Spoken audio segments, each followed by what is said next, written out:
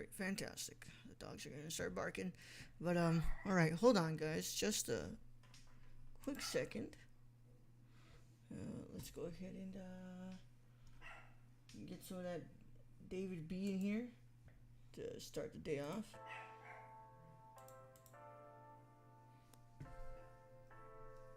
Right, just fixing up a couple of things.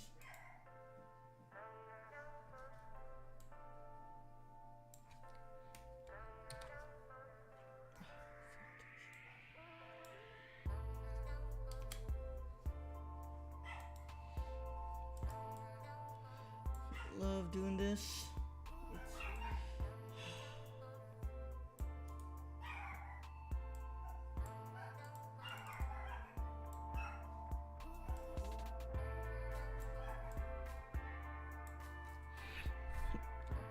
Just doing some quick stuff here. We'll be live. We'll be talking about the film shortly. Let me just go. All right.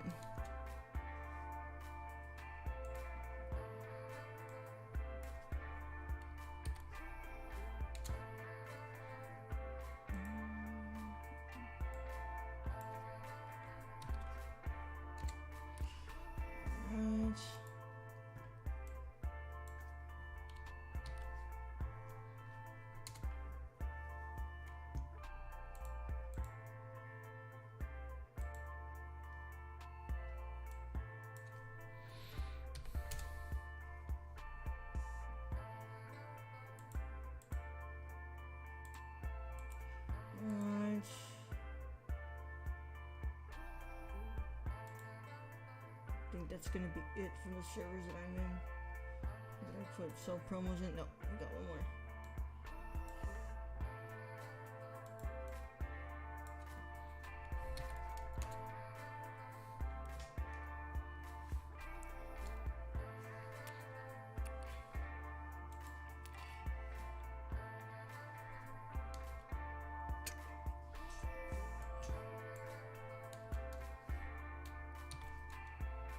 Forget that. Alright, there we go.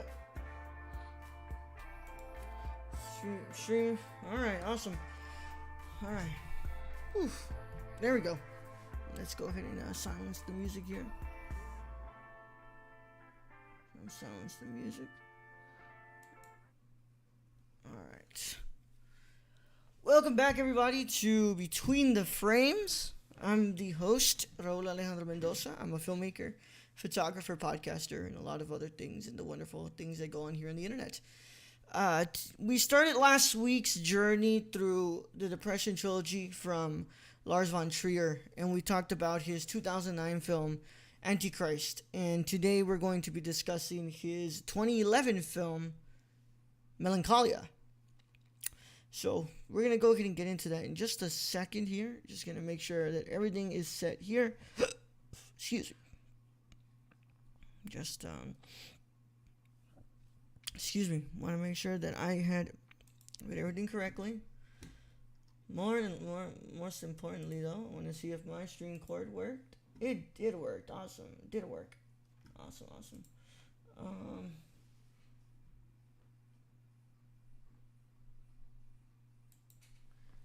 Oh, awesome. Sorry, Gabby messaged me. I need to. Let me just get back to her real quick.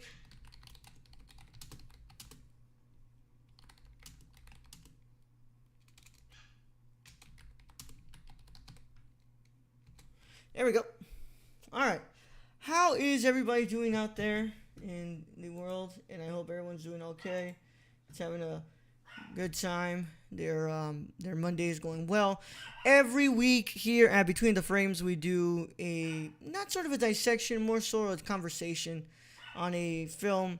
And what I've been doing since last week was looking at Lars von Trier's Depression Trilogy. And last week we did our talk on Antichrist, and I discussed about what I think about Antichrist in that film.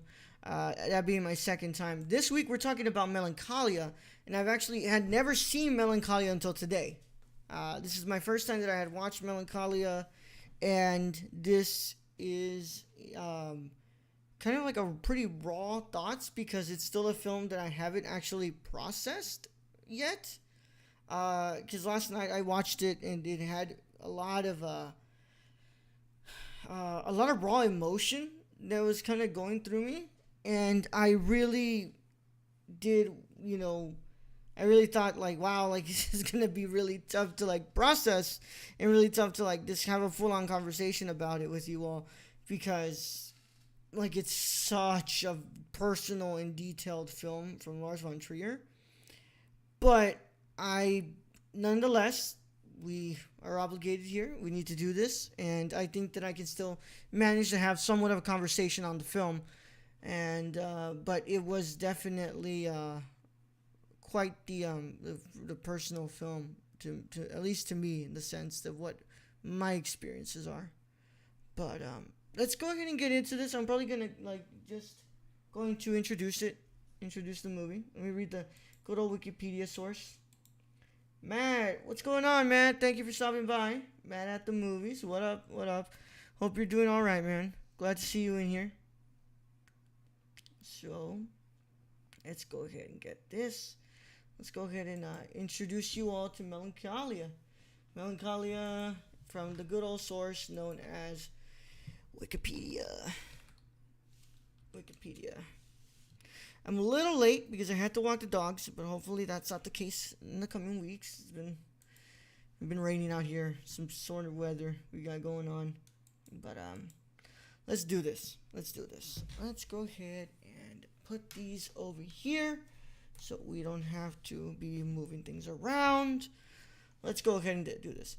Melancholia is a 2011 science fiction drama art film written and directed by Lars von Trier and starring Kirsten Dunst, Charlotte Gainsbourg, and Kiefer Sutherland, with Alexander Skarsgård, Brady Corbet, Cameron Spur, Charlotte Rampling, Jesper Christensen, John Hurt, Stellan Skarsgård, and Udo Kier in supporting roles.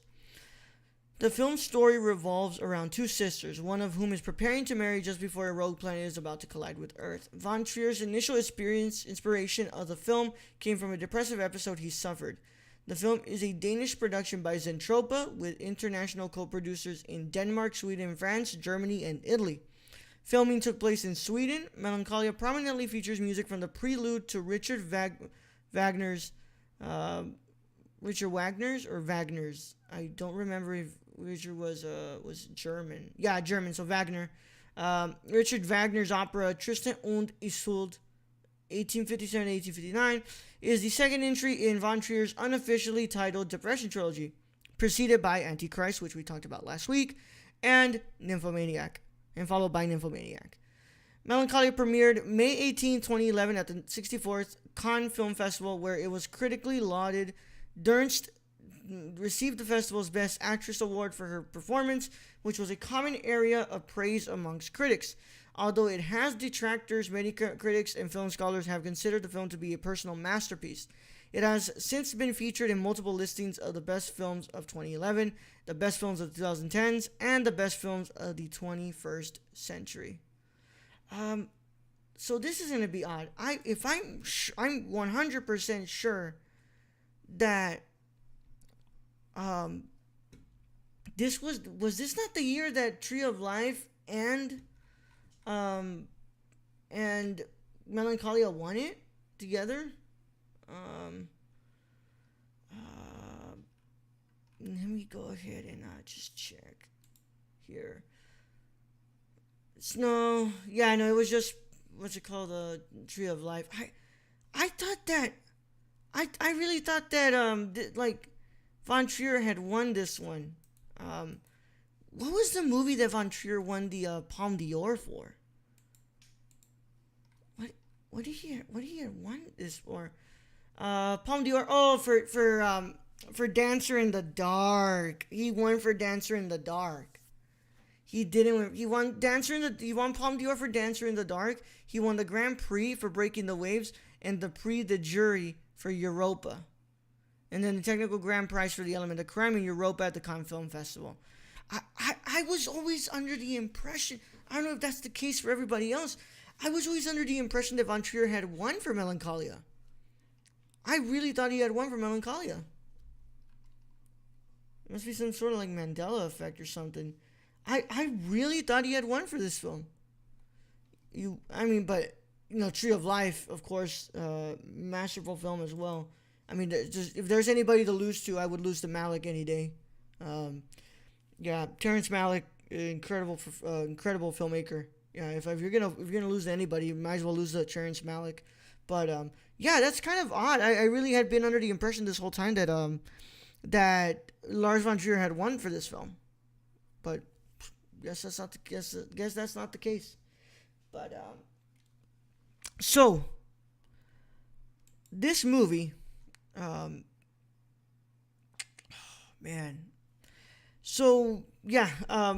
is Kirsten Dunst is incredibly depressed throughout this film. She is to be married. There's a rogue planet that's approaching Earth that at first is believed that will not, collide with Earth and destroy all of human life, but all of life on Earth. But after it passes by, Earth's gravitational pull pulls it back in.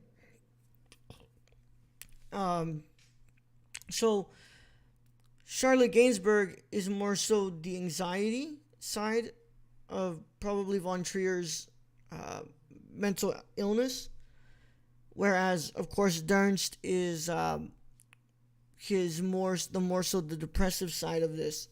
I'll say this for sure: this is Lars's safest work, but it's probably his most depressing work for sure. But I guess that's the case for it when you're actually detailing personal battles with your depression. I would expect for it to be as personal and as raw as it can get. Because in the last one, of course, I've discussed over and over again last week when I talked about Antichrist that there's some sadomasochism, there's genital mutilation, there's like all these things that are like really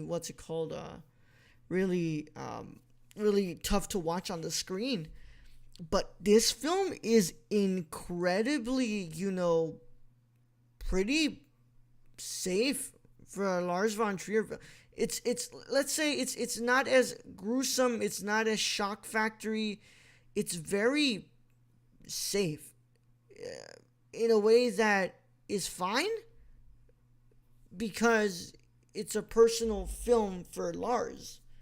So I was looking forward to watching this because I hate that I love this man as much as I do, because he's a caseload. He's a caseload of things, but he makes such raw and intense films to me that speak so close to the human condition. And like my good friend Aaron today, he said like I feel so uncomfortable that I relate to Lars so much, especially with this movie. And I'm on the same boat because he is I mean Lars the man has so many issues with him. And things haven't been easy for him since his father passed, and his depressive state during that time. And of course just the movies he makes are quite pretty gruesome and really hard to look at. And he's a very polarizing figure within filmmaking. But he's someone to me that, whether you like him or not, he goes by the beats of his own drum, and he's unapologetically him, whether that be a good thing or whether that be a bad thing.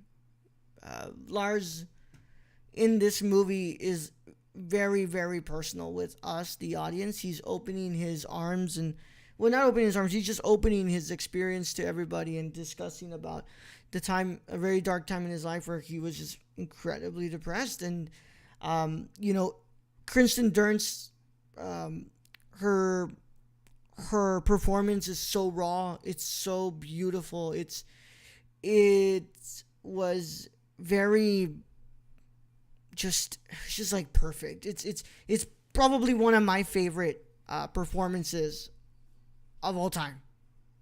Very raw, very real. It felt like, I mean, it truly felt like you knew exactly who Kristen Dunst's character was, and they were part of your life, and you were seeing every instance of her pain being, transferred to you, to feel it and to sympathize with her and to try to understand why she very much felt the way she felt. And there was just so many instances where this film where I was just so invested in it. And this whole film I'm invested in. I'm feeling every single amount of emotion that Kristen Dunst is playing. And I explained where, like, for 30 minutes, 40 minutes straight throughout this whole movie, I was on the brink of tears, but the movie did not allow me to release those tears yet. As if it was holding me and saying, there's something else coming. There's something more to come. You'll feel your catharsis yet, but right now is not the time to release that feeling you have in here. And I think that speaks volumes onto what Lars is trying to do within here. Like, so of course, he said that that he didn't sought out to make a disaster film. It kind of just created itself to be very 1 second, guys. 1 second. Sorry. Hold on. 1 second.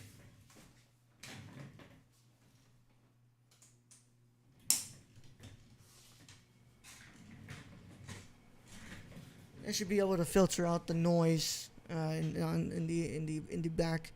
So he didn't sought out to make an actual disaster film.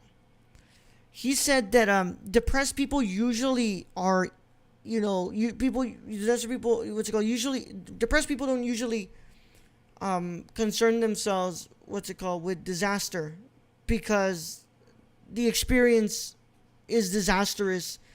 And in a way, I'm seeing, like, just throughout this film, like, of course, like, Kristen Dunst, like, at the wedding, like, throughout the whole time, she's just unhappy, and then it just becomes more and more, prominent that Kristen Dunst doesn't believe that she deserves to have this married life and be kind of like her sister, which, she calls off the marriage. She has sex with a man who she does not know, and after is when you see the full-on episode. She can't take a bath. She physically feels so ill to the point where she can't even put herself in the tub. She can't eat because her food tastes like ashes to her, and it's just she sleeps all day. She can't even talk with the nephew, and it's just so raw. And when asked about when the nephew's showing her the planet, she's like, she specifically says, like, if you think I care about a planet, you're stupid. Here I am in such pain. If anything, a person in that state would think a planet coming to this world and destroying all of us would do me a favor of not having to go through all this more and more. And I think that's what's it called. Yeah, I think that's a perfect example of what Lars is trying to say here. It's like, here you have these two sisters. One is absolutely anxious to the core about having to die and leave and not being able to fulfill herself and being able to live. And then you have Kristen Dunst, who says, this is all this in a way she can't say, she doesn't say it like this, but in a way it reads off as Kristen Dunst is saying, this is me. This is what I wanted. I wanted this. I wanted to just stop. I wanted for the pain in my life to end, but for it to end without me having to come to do the act of ending it. But, and that's, and she tells Charlotte Gainsbourg that, that life on earth is evil, and, we we are really alone. We are truly alone. And I won't get into the argument whether I believe that extraterrestrial life exists or not. I will say that it does make it a very depressing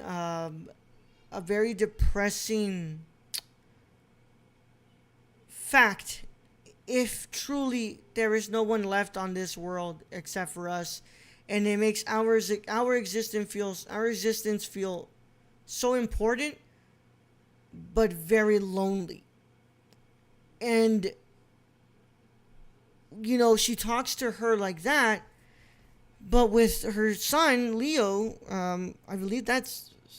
Hold on, let me go back to the actors. Who's Leo played by?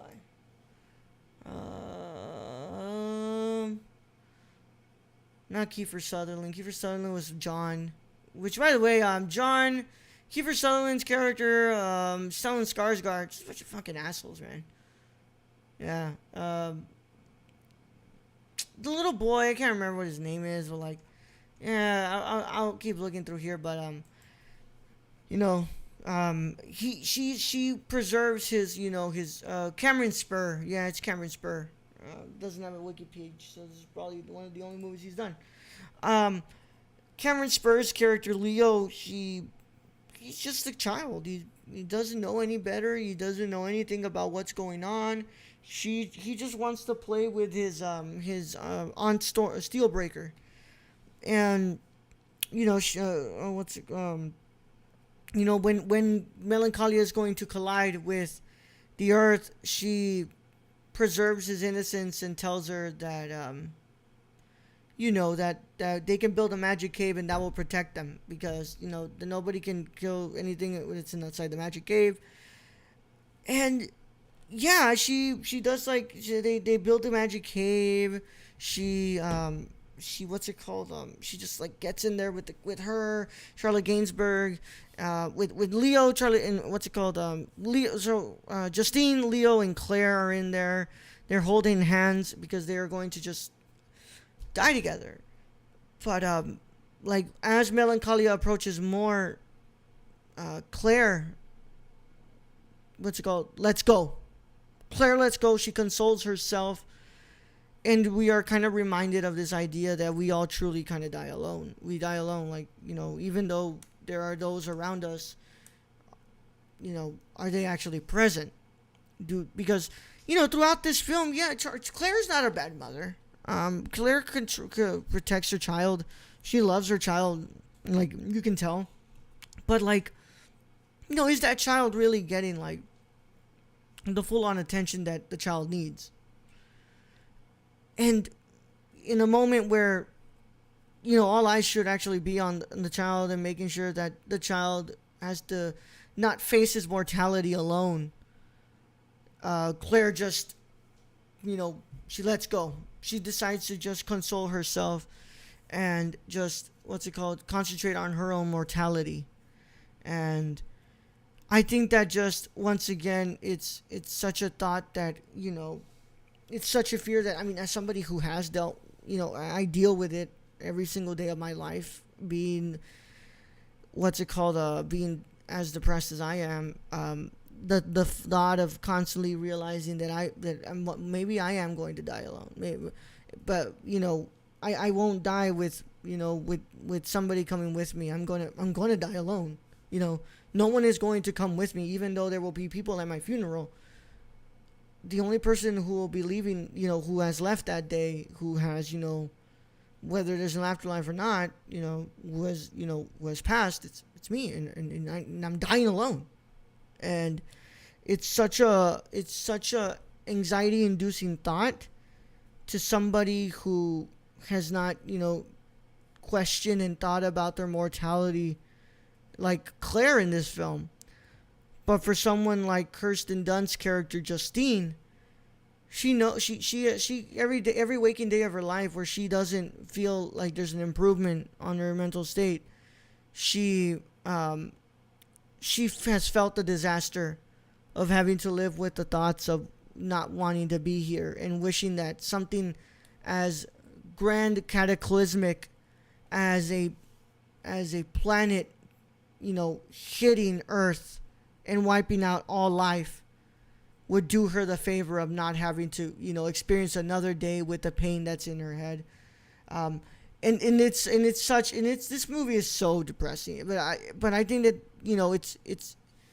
it's not depressing because I think that this is a movie that would get you out of your rut, out of where you're in.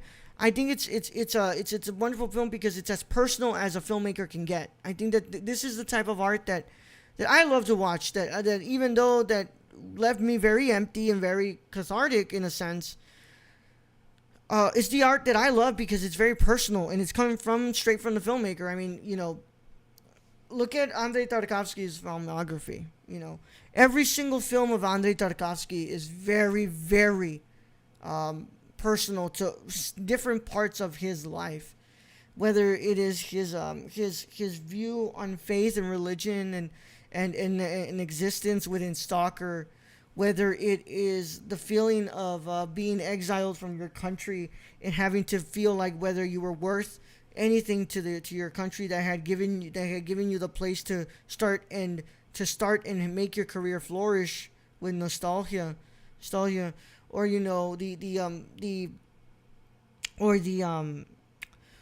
the many feelings of grief and loss within Solaris, and the feeling of having your country destroyed by the disease that is war, and having innocent lives taken and childhoods ruined with Ivan's childhood. Like, art is supposed to be as personal as it can get to me. I think that art works well when it opens itself to the viewer to experience it with them.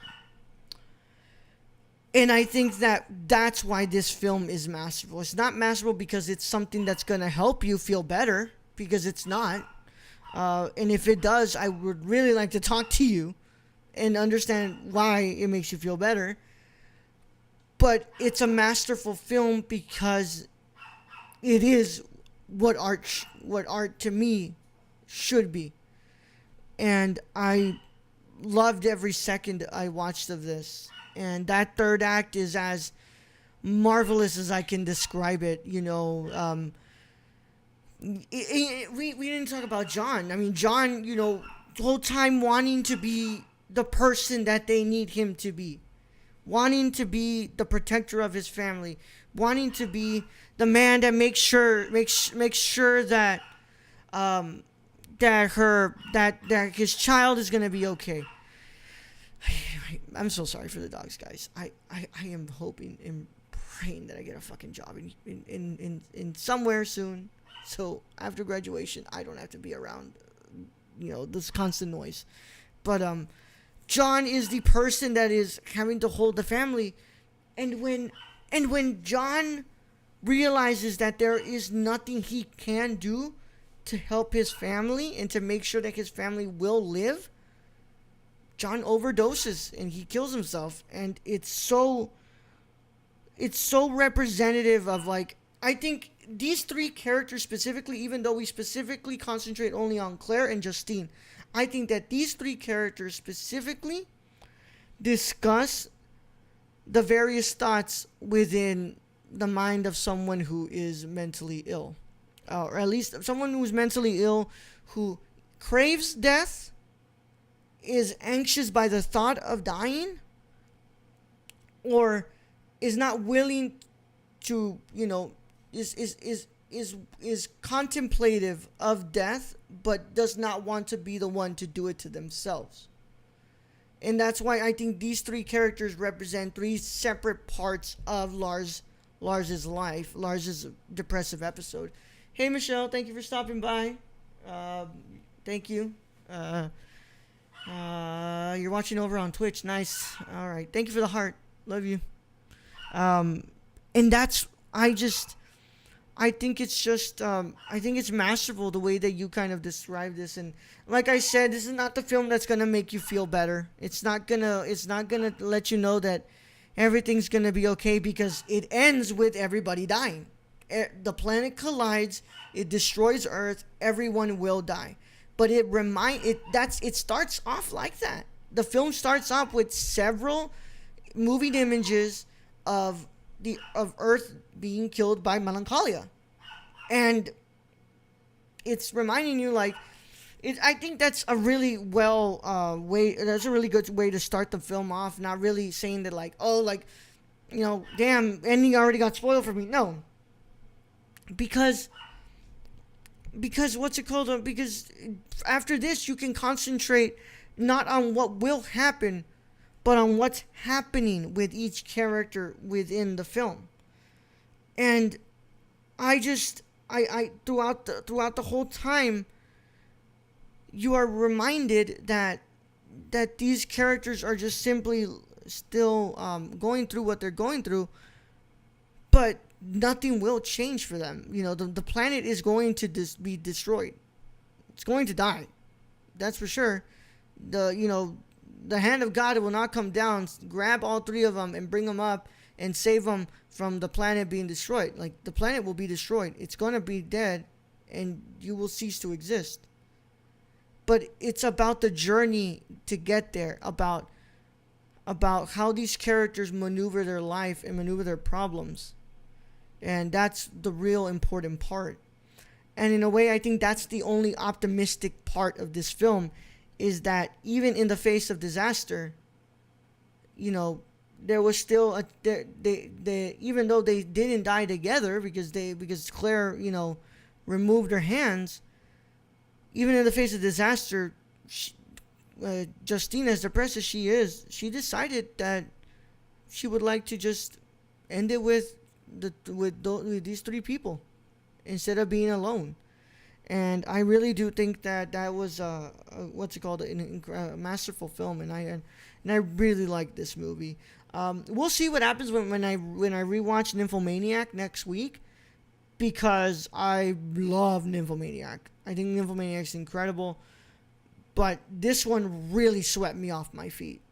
And sorry guys, I have to check something real quick here.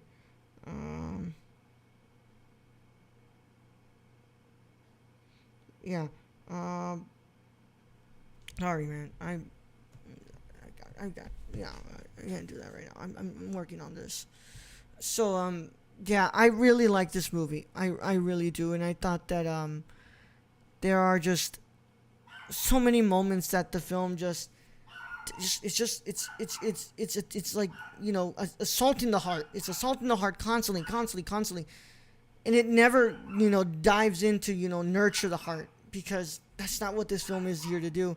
And I had read like many reviews, a lot of people praising this film for its, you know,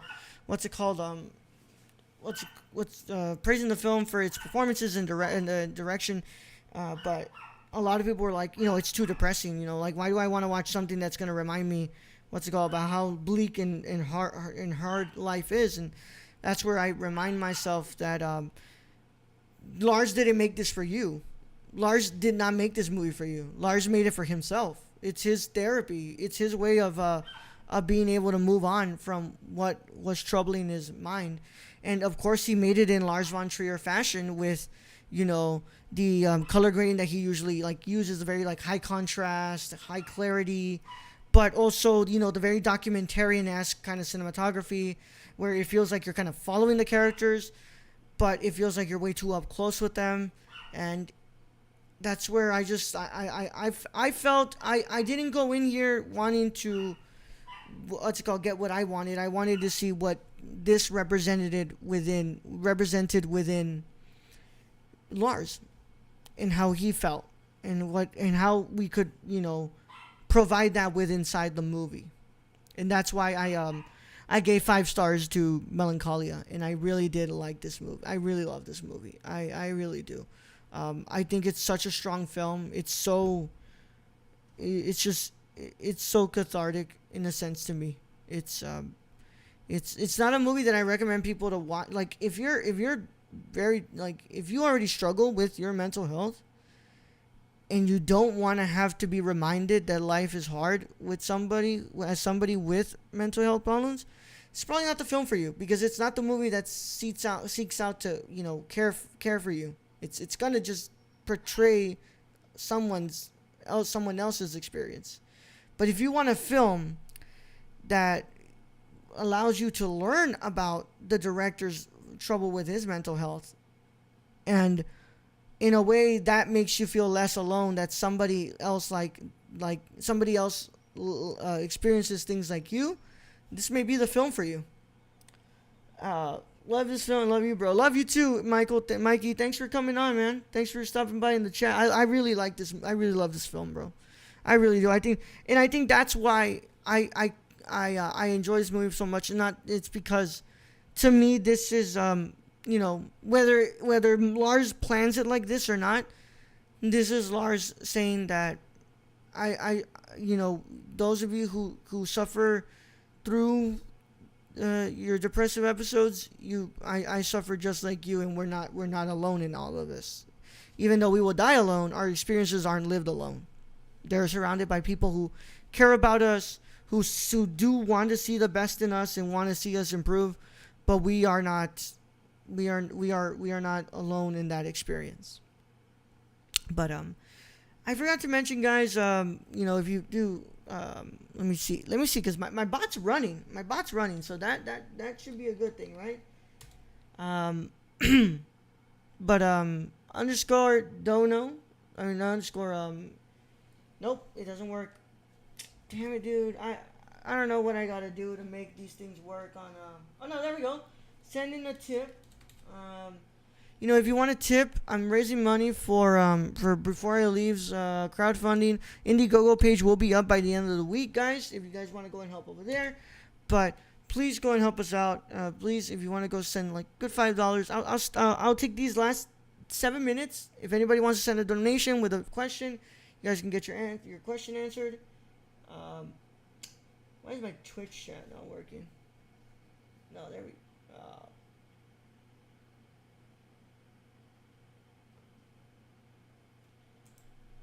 Let me see if it works if I just directly to Twitch.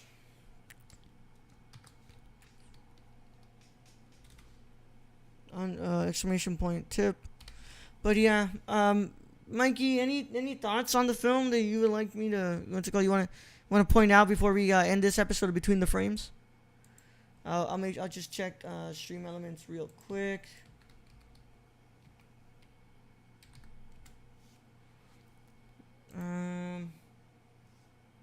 By the way, how are you doing, Mikey? Hope you're doing all right. Anybody else in here who wants to ask something about the film before we get out of here? Let me know.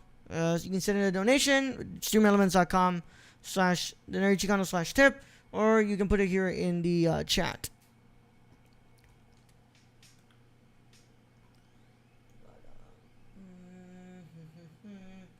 There we go. Revenue 3.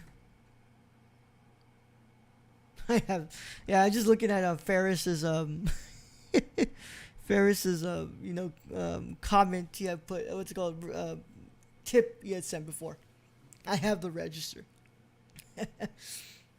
Oh man, Ferris is a good guy. But yeah, guys, next week we will be looking at Nymphomaniac Volume 1 and Volume 2. One of the most underrated ensemble casts of all time. Absolutely beautiful.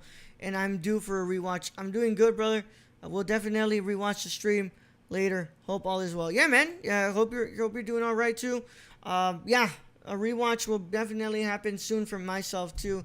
And yeah, the cast just works so well. Stellan Skarsgård is such an ass in this film. I mean, he really is. Stellan Skarsgård, Kiefer Sutherland, both absolute assholes. They play it so well. And then Alexander Skarsgård, just incredible. It's called for like the little time that he's on. He really does play his character well. But you know, the people who push this film are Charlotte Gainsbourg and Kirsten Dunst, who were just incredible, incredible. But yeah, guys, that will conclude Between the Frames. For those of you who on Twitch, if you're on Twitch, I'm gonna go ahead and just I'm sorry. I want to raid. Coriander Foliage, because Coriander Foliage Sophie will be here. Will be my guest for the Nerd Chicano Live on Wednesday. So I want to raid her right now. So I will say though, as always, guys, you can find me at The Energy Channel on both Instagram and Twitter. You can search for the YouTube video of this if you want to watch it again on youtube.com. Go to Raul Alejandro Mendoza, guys. Please help me out. I'm almost halfway there to getting 100 subs so I can get my own custom URL. So please help me out with that, guys. It would mean a lot to me. Please just search on my name, Raul Alejandro Mendoza, and you will find my my YouTube channel, and you can find the replays of all these streams there for Nergicon Live and for Between the Frames. And then I am working right now on a series looking at the new One Car Y restorations from World of One Car Y, and I'm going to be doing a whole series of talking about those films and talking about, you know, how they were improved with the restorations and all that wonderful stuff. So guys, go and check that out, please. And let's go ahead and get ready to raid Coriander Foliage, because she's awesome and she deserves all the love.